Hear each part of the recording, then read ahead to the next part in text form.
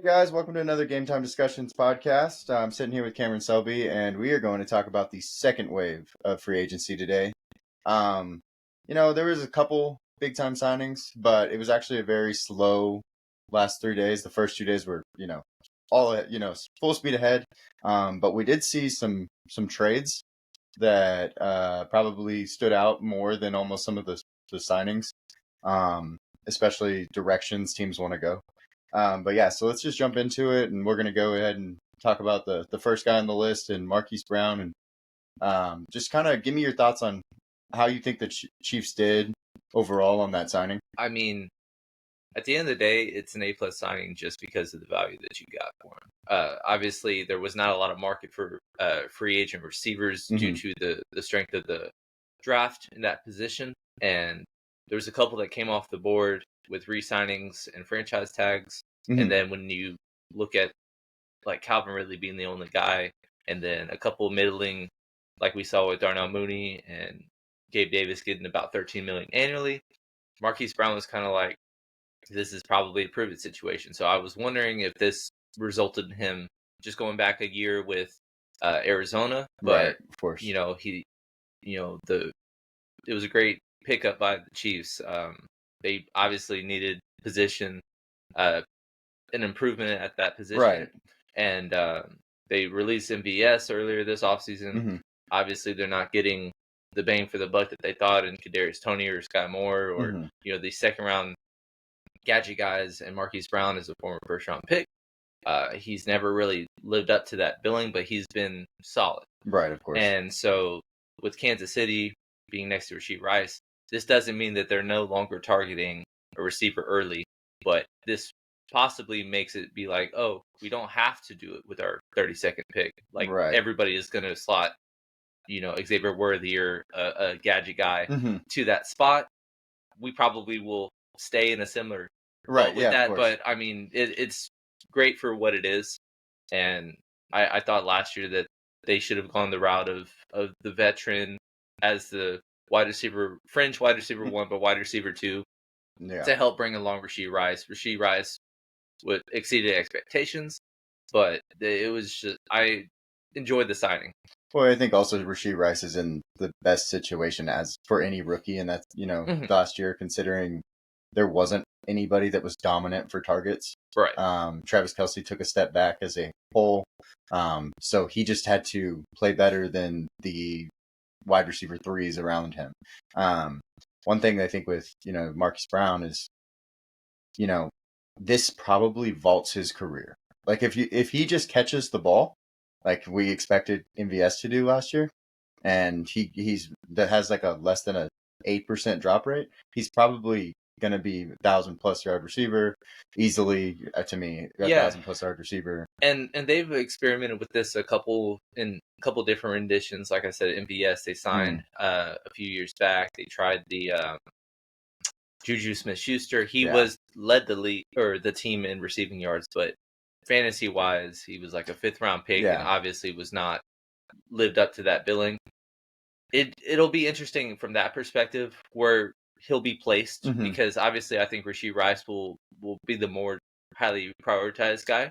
But I like it. I think as a football perspective, it fits a lot, and you just need to get better, because as much as, even though you won the Super Bowl in spite of it, you can't just be like, oh, we can just bring the whole team. You got to improve. So I think they did that, and it was very reasonable. $7 million. That's basically half of what people spent on Gabe Davis and Darnell Mooney.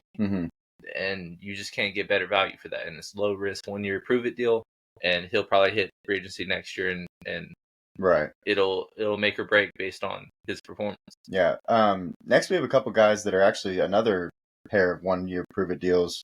Devin White, who we've talked about multiple times, just being a guy that's great athlete, just couldn't put it together when he got to the pros. He was a first round, early first round, pick.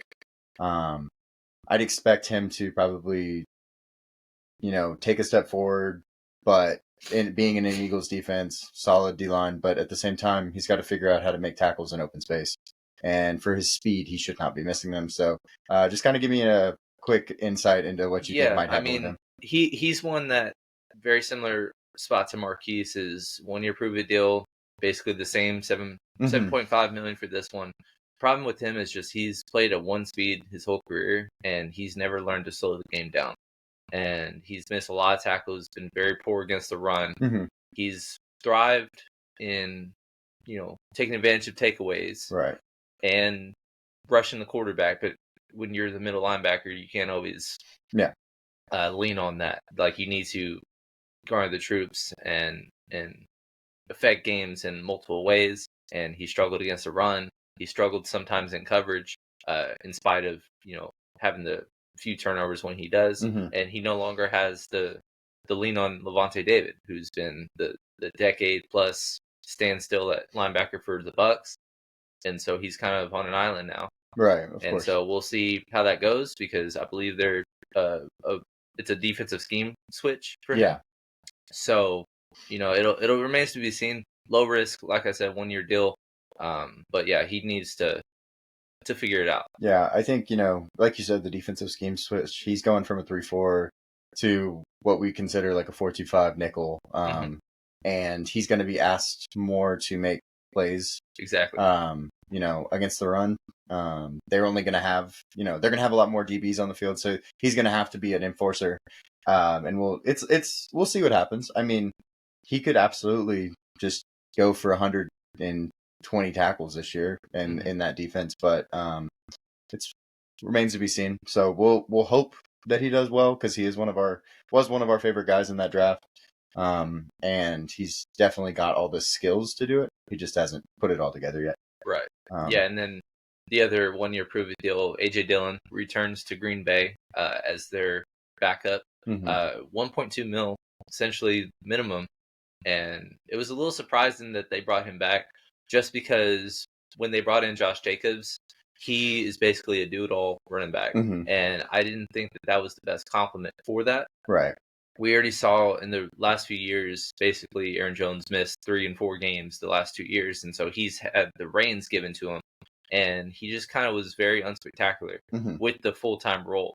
So even if Josh Jacobs goes down, it's not even like, oh, he steps right in like Zamir White. 25 touches, 100 all-purpose yards the last 3 weeks of the season. Even Jamal Williams, when he was back in Green Bay with Aaron Jones, when he had some issues, he still was serviceable, caught passes out of the backfield, was a great threat. And A.J. Dillon, it was just very inefficient and just didn't really take advantage when he did have the full-time role. So it was surprising to bring him back. It's not expensive. It's not going to kill your team, but I just thought it was a little weird of a fit at this point based on the move that they made for Jacobs. Well, I think also, normally when you think of all-around back, the backups to them are like scat, more athletic guys, because you want them to come in on third down and catch the ball. Jacobs, of course, is a 3-down back, but at the same time, like, I guess what's the plan here? Like, do you expect AJ Dillon to just be like, hey, we're going to give you the ball in the goal line. We're going to give you the ball in like short third downs.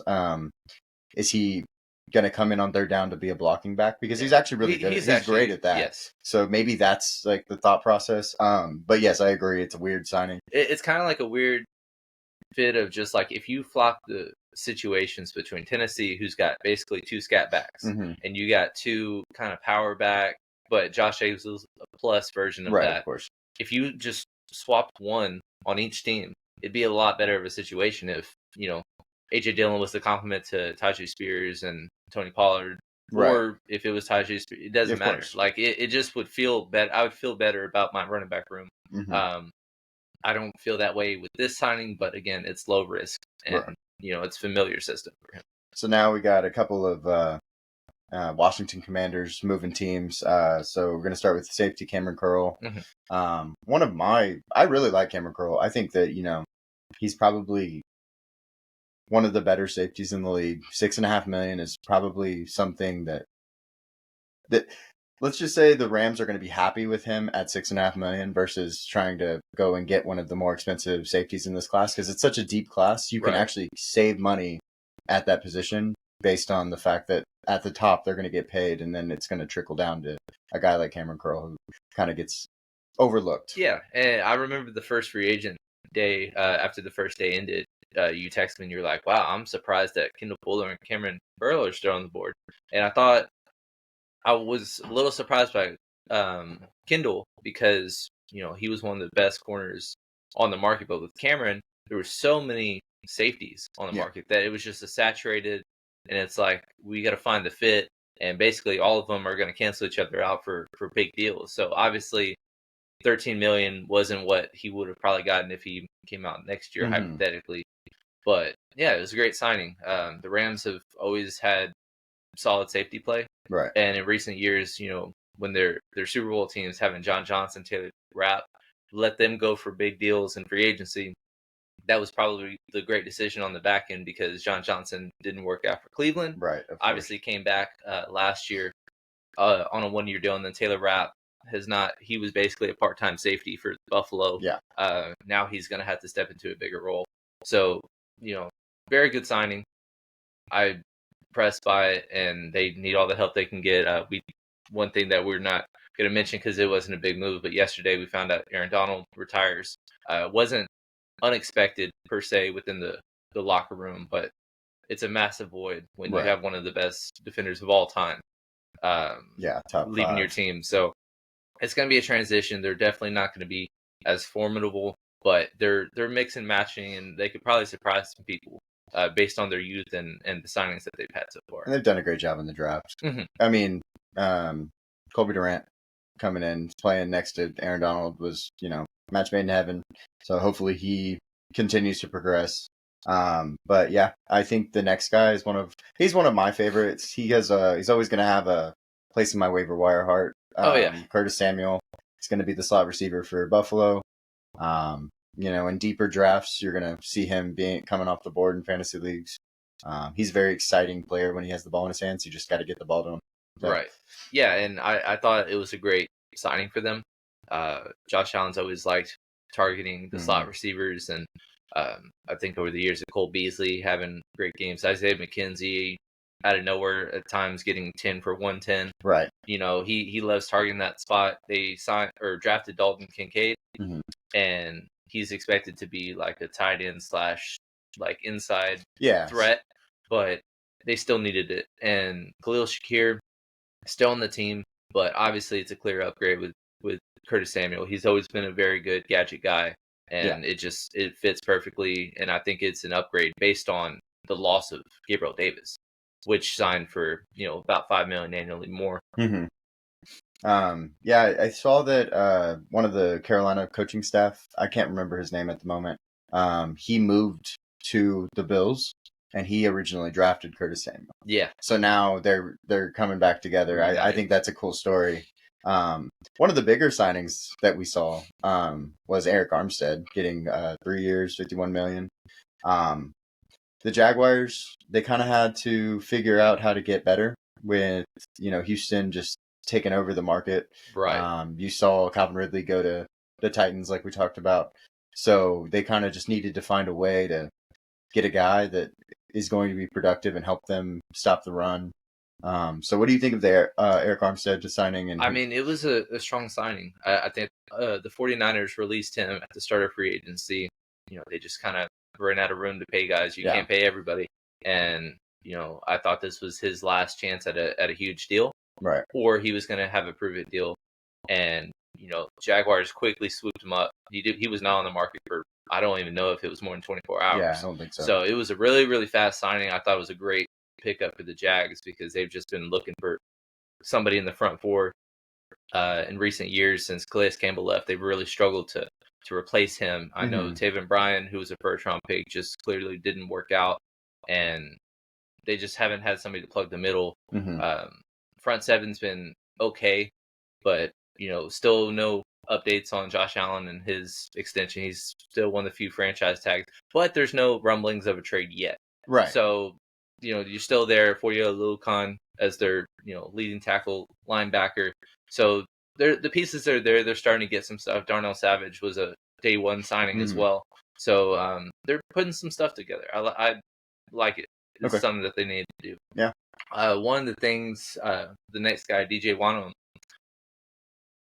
he was one that we were just kind of like, I don't know. I don't get why Yeah. the 7.5 annually. He was at Minnesota as a I guess depth edge rusher. Yeah. And 2 years starting, 2 years not, and it was kind of staggered in between. And he's never had a PFF grade above a 62. He's just kind of struggled as a every down player. So paying somebody 7.5, that's basically saying you're going to be our starter. Yeah. And I don't think that that's the right way to go for Carolina. Well, it's like, okay, you didn't want to pay Brian Burns. I mean, and I get it. He's expensive. But at the same time, you have to find guys that can, come in and play at at least a high enough level. Maybe two guys, both edges instead of just one. Fine. But this signing doesn't feel like that. This feels like a situational player that you're not going to have on the field all the time, and you're paying him, starter level money. Yeah, defensive end 2 money. So I just think it's an interesting play. Yeah, it's probably my least favorite signing on the board of the major deals that have taken place over the last couple of days. I agree. We'll just see what happens. We could be wrong and he could break out, but that was just one that I just was a little puzzled by. Yeah, of course. But moving on, we got a couple of D tackles that got about 13, 14 million. DJ Reader, who has been one of the best interior linemen over the last 3-4 years. He had an injury last year, so that's why he didn't get the big deal. Right. But 3 straight years of at least an 81 as a grade. Top 10 at his position for 3 straight years. Coming from Cincinnati to Detroit, and Detroit just keeps on improving that defense. I'm for me, like DJ Reader, if you look at it, like he's not the flashy guy at all. I'm so happy that he finally got his respect because he is so good at stopping the run. I mean, he is just always in the right place.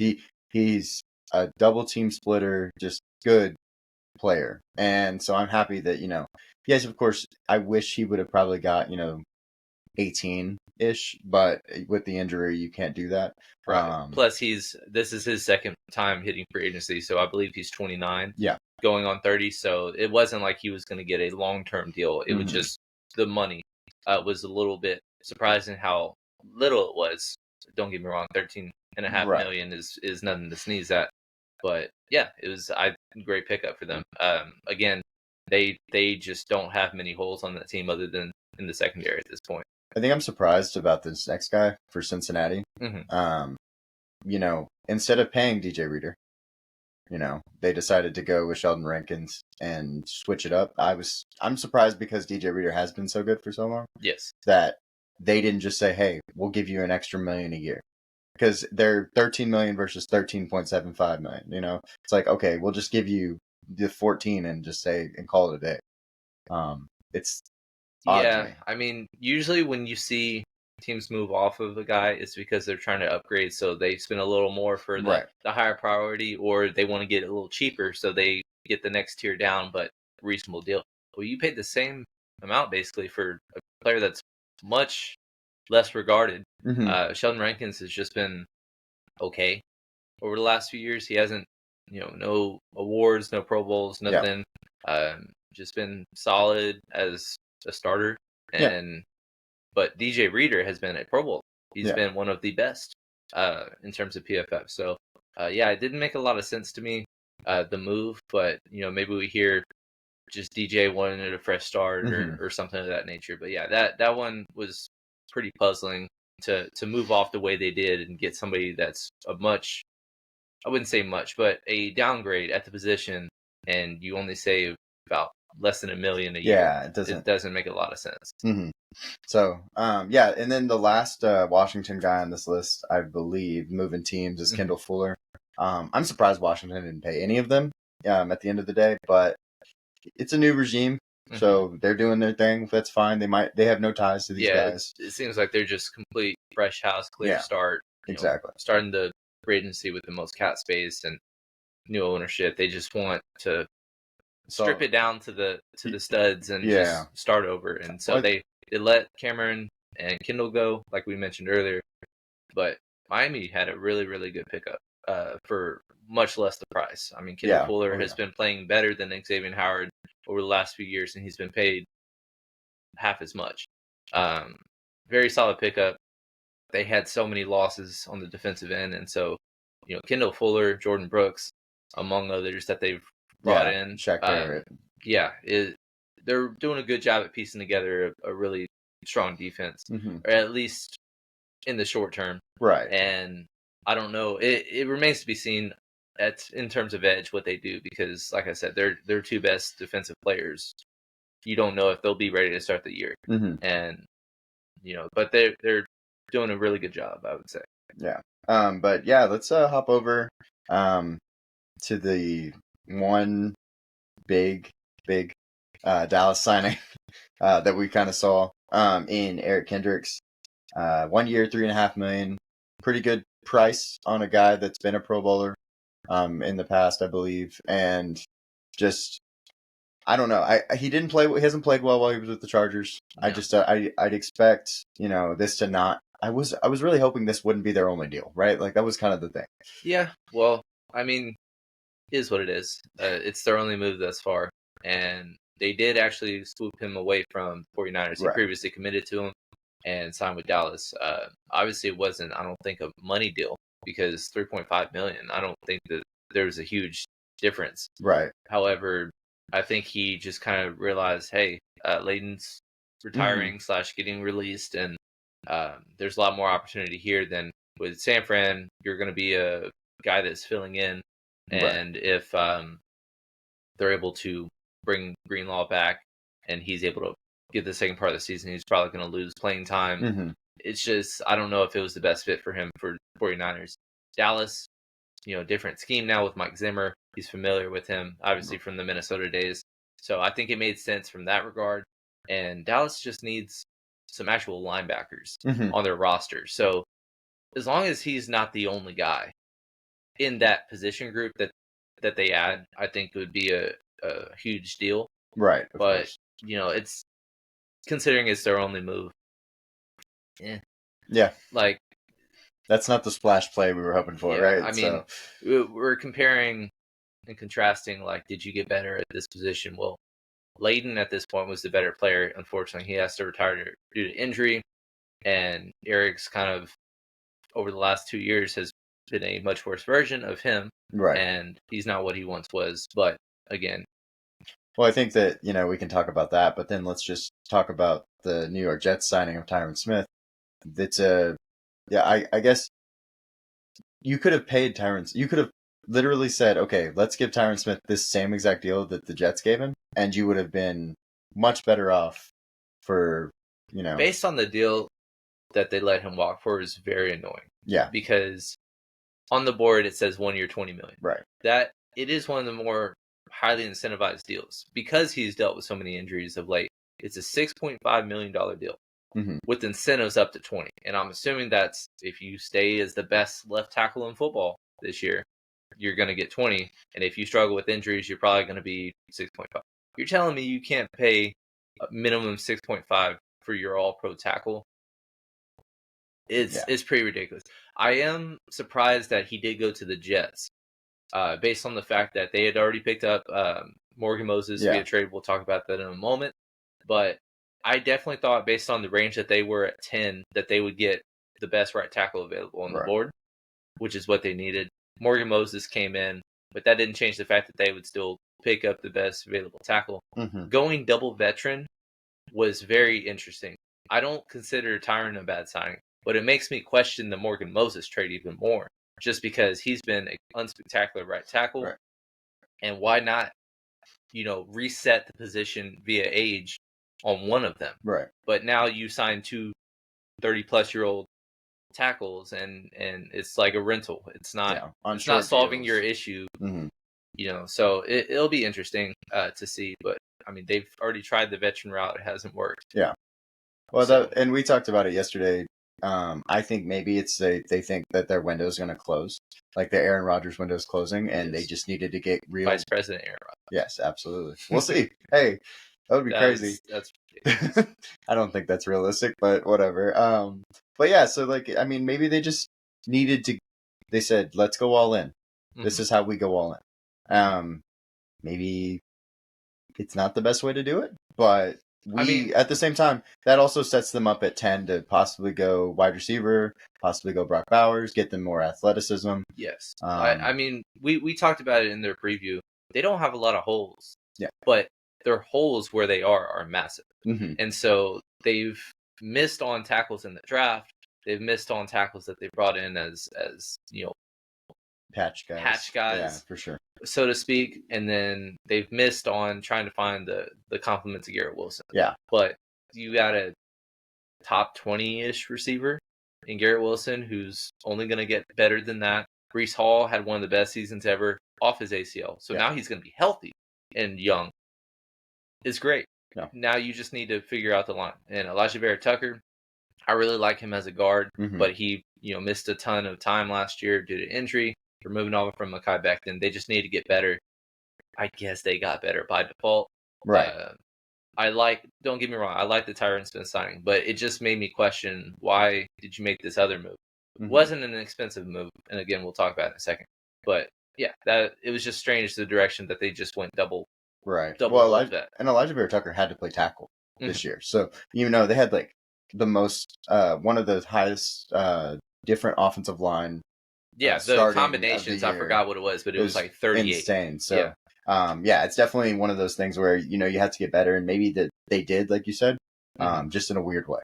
But let's talk about comeback player of the year. They got to 1 year, 8.7. Joe Flacco going to the Colts.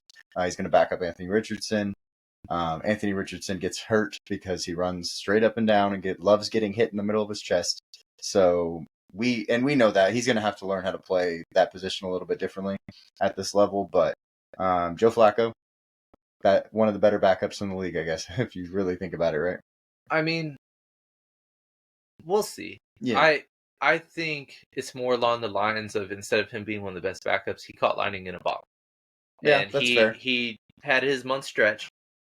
It was spectacular with his role, but now it's like you asking a 39-year-old quarterback to undergo a full off season and then back up somebody for the full year. It's different than just kind of come off the couch, fresh, ready to sling it. Mm-hmm. And on top of that, it makes no sense as a compliment, because usually you want to have your backup be a similar quarterback strength. Obviously, Gardner Minshew, he can move, but he's not a dual threat like Anthony Richardson. But I thought that their chemistry was great. Mm-hmm. I was disappointed that they didn't keep him, but the Raiders did pay a pretty penny. Price, yeah, for sure. But with Joe Flacco, I mean, there was Tyler Huntley was available.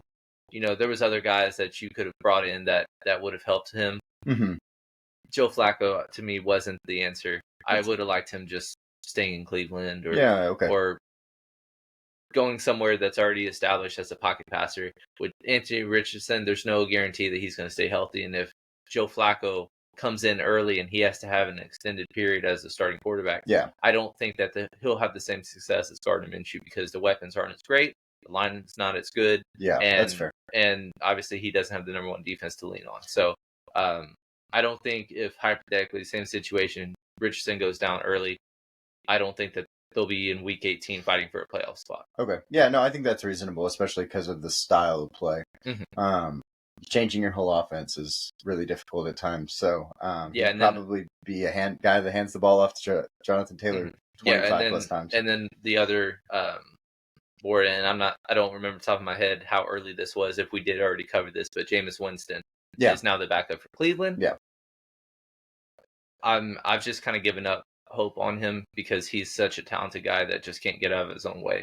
And now when Deshaun Watson, if he does not pan out, you don't have somebody that can just manage and protect the ball and do stuff. You're going to lean on somebody that's even more turnover prone and that isn't living up to his talents. He's got one of the best arms in football, even overall. He's probably a top 15 arm.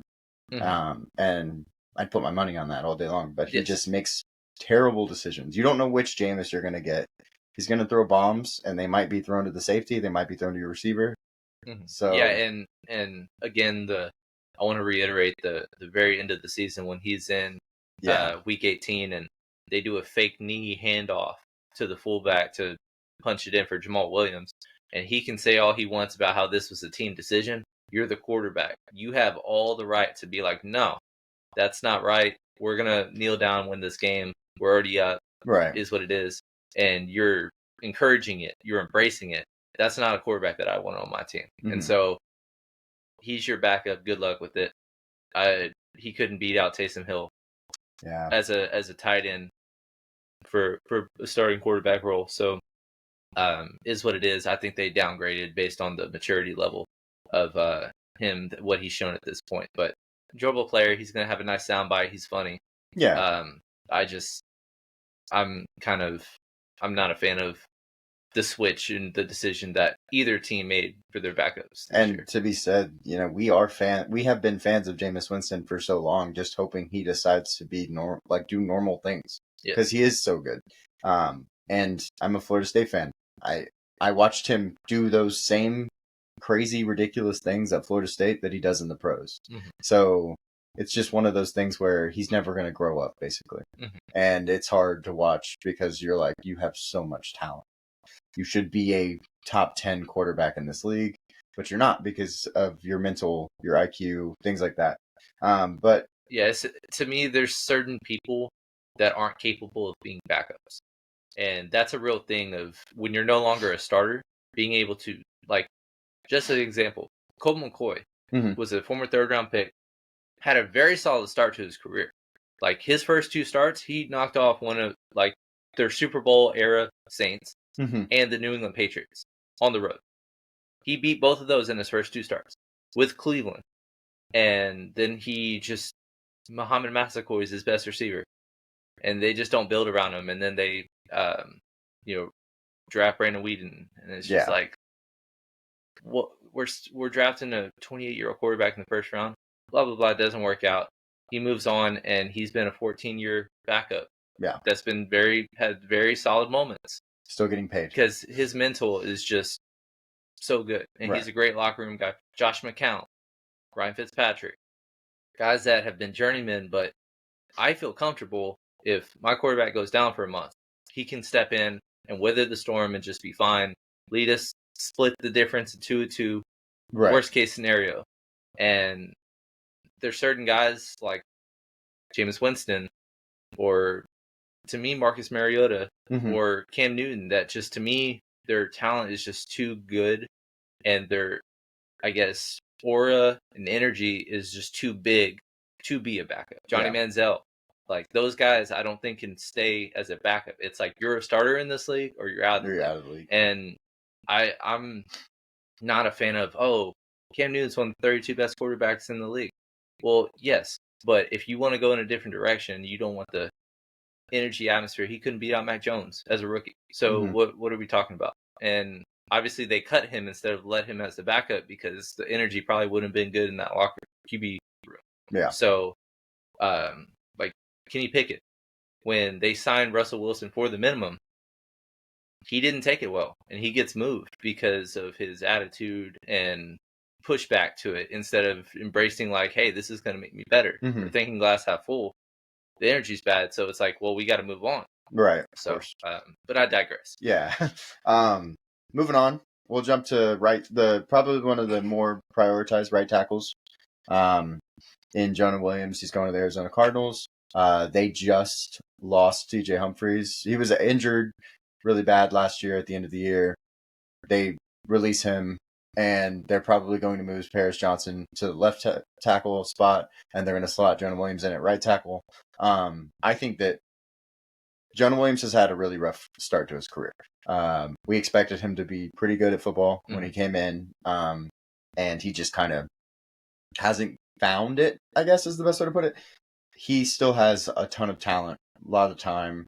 He's had injuries in the history in the past. He didn't even get to play his rookie year. Yeah. He went down after the year before he even started. So, former 11th overall pick, has not panned out in that regard, but he got a hefty deal, and it's because of his potential. Because people know that he can be one of the best right tackles in football, and he has the flexibility to kick inside if you need to, or play left tackle if you need to. He's somebody that I root for personally because I've always liked him. But we'll just kind of see how it works out. I think it's upgrade were based on their situation. DJ Humphries got extended, I believe, 2 off seasons ago, and it was a hefty extension. And just the way he went down last year at the very end of the season, it's hard to just be paying above average money to a guy that you don't know will be ready on your blind side. So for sure. They drafted Paris Johnson, I believe, in 2020 last year or 2023. Yeah, last year. So he's got flexibility there. He's young, and he had a decent rookie year as well. So I'm fine with that kind of move. The kind of gamble that you have. Arizona is a long way to go to be a playoff contender again, but they could sneakily do it with moves like this if it pans out in their favor. I think also with like Jonah Williams is, I don't like when people box players that have been hurt into busts. Like, it's not really their fault if they're considered busts if they get hurt. Yeah, their rookie season. Like, it's one thing to like draft a guy that's been hurt, has injury history, like Caleb Farley or someone like that. Blake Van Der Esch, he had a neck injury, and you expect that to like probably come to fruition. But with Jonah Williams, he gets injured, and you're like, okay, well, he's just a bust. And I'm like, I don't like that because I don't consider Robert Griffin III a bust in the slightest. He was the second overall pick. Absolutely. But he had his amazing, one of the best rookie years I've ever seen. Leads a team from the second worst team in football to the playoffs, division title, and just bangs up his knee at the end and then tears his ACL in the playoffs. Right. And then he just isn't the same because he never learns to slide. Yeah. And that's just one of those things. Greg Oden, another one, switching to basketball. He just couldn't stay healthy. And there's just some of those guys that just the injury bug their body just doesn't they got the short end of the stick, and that's way different than a Jamarcus Russell or a Ryan Leaf or Johnny Manziel. Absolutely. It's way different when it's just performance based and they're out of the league based on performance and attitude more so than just I can't stay healthy. Jameis Winston, we just talked about. Yes, so exactly. So but yeah, so jumping next, we have actually 4 linebackers on this next part of the list. New England retains Anthony Jennings and Josh Uche. And then Washington brings in Bobby Wagner, and the Saints get Willie Gay. Of these 4 signings, who's your favorite? Short answer, Bobby Wagner, because he's aged, but he's still playing as a top 5 linebacker, and he reunites with Dan Quinn, who is the defense coordinator with Seattle in their Legion of Boom Super Bowl days. That was something that I always thought he was a potential signing for Dallas, because when Dan Quinn was killing as a DC over the last few seasons for the Cowboys, he would have been the perfect guy to man in the middle, and they just never wanted to pay for him. Because at the time, when he hit free agency, he's basically hit 3 straight seasons, commanding about 12 to 15. Right. And last year it was reasonable. I think it was 10. But he went back to Seattle, played lights out next to Jordan Brooks, and again, reasonable deal, 1 year, 8.5. It's a defense that just needs leadership and to have a turnaround, because they were bottom of the league in both against the run, against the pass, worst point differential, like all that stuff, and he is the perfect way to patch that in the short term. So Josh Uche, Anthony Jennings, solid, unspectacular linebackers. One's an edge and one's a kind of an inside the box guy. Yeah. So both reasonable deals. They retain them. It's a good depth piece. New England's always been good at keeping their front 7 strong. And then Willie Gay, I'm surprised that he didn't cash in early on as a linebacker, because he's so young, and he really was lights out in the playoffs for the Chiefs next to Drew Tranquil. He was all over the field. He just stuck out when you're watching Chiefs playoff games. Like, he was hats on the ball all the time, and so he signs a 1-year prove deal with the Saints. I think he'll benefit greatly being next to Demario Davis. That'll be huge for him. But again, I'm surprised of the lack of market for him this offseason. That's just kind of how I gloss over this. Well, I think with other linebackers getting similar yearlies, we just talked about Anthony Jennings. He's getting $4 million per year. Willie Gay's getting $5 million. It's just maybe we probably expected probably in the 9 million range, I guess is what it really is. So I guess maybe we consider this a steal. But it's a 1-year deal. So we'll see what happens. Lots of turnover. I mean, Willie Gaze was really one of the faster linebackers in the class when he came out. We expected him to, after his rookie year, we expected him to continue playing well, and he has. So I don't think he will go down by any means, I guess. Absolutely. Yeah, thanks for coming and hanging out with us. We really appreciate y'all listening to our Wave 2 of free agent signings. Had some big names coming off the board: Eric Armstead, Marquise Brown. But yeah, we hope y'all like, comment, subscribe to the channel. Go be a part of the discussion. Go get on into our comments on all of our social medias too. So yeah, we really appreciate it. Yeah, I mean, we got about 80 to 85% of the big names kind of wrapped up already, but basically the big blockbuster moves moving forward is going to be via trade, via restructure, release if there's some drama or something of that nature.